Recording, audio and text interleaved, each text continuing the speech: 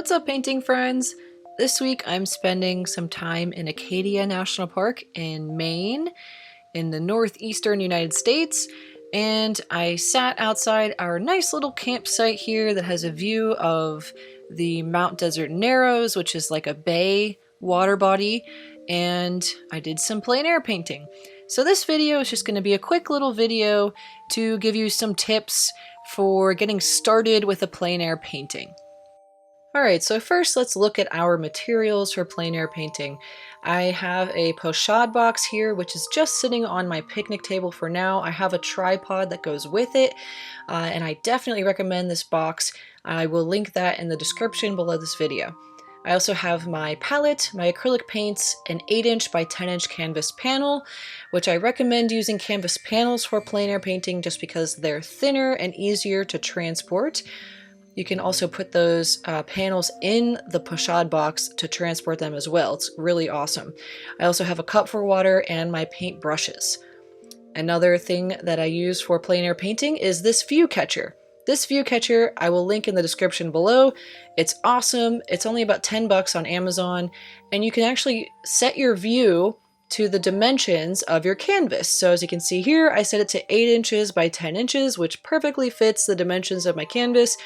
Next, I hold that up a few inches away from my eye to get the canvas layout for my painting. So what I'm looking at through this viewfinder is what I put onto the painting.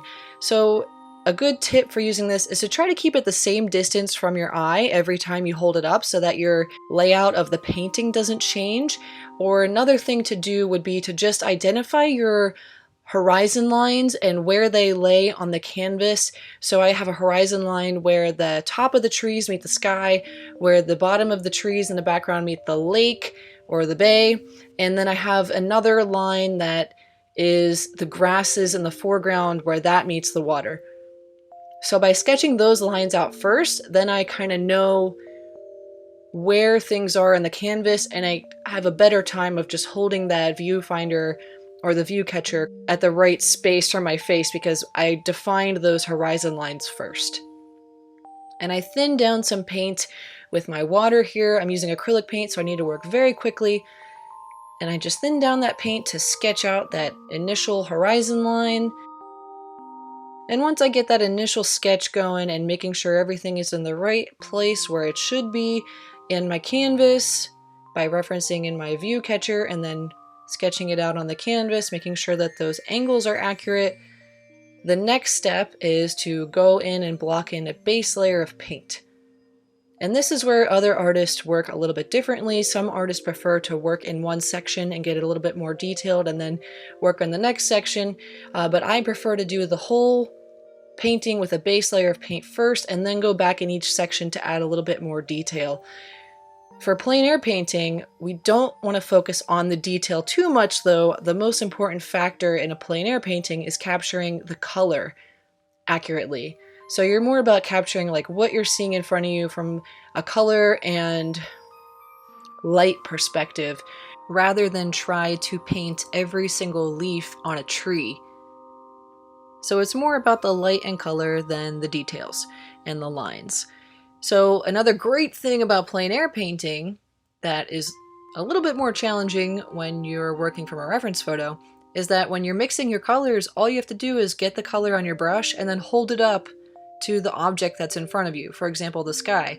I get that paint on the paintbrush and then I just hold it up right in front of my eye and see if it matches the color of the sky. And if it doesn't, then I just keep mixing the color until it looks like the sky. So it's really, I think it's easier to get accurate colors when painting in plein air in comparison to painting from a reference photo in your studio. So that's basically what we do to get started with a plein air painting. Another couple tips are to try to do a plein air painting when it's not super windy, when it's not super hot, when it's not the beginning of the morning for sunrise, when it's not sunset, because your lighting is going to change dramatically in a short period of time. So the best time to do a plein air painting is like midday when the sun isn't really changing your lighting too much, because you do have to work quickly. As your lighting changes, the colors change, your shadow placement changes. So just keep all those things in mind whenever you're working on a plein air painting. But overall, plein air painting can be either very relaxing or very frustrating depending on the environment that you're in when you're painting. So try to go with like a nice peaceful attitude on a nice pleasant day for your first time plein air painting, just so you have a nice joyful experience. I hope you guys enjoyed this video. Thanks for watching.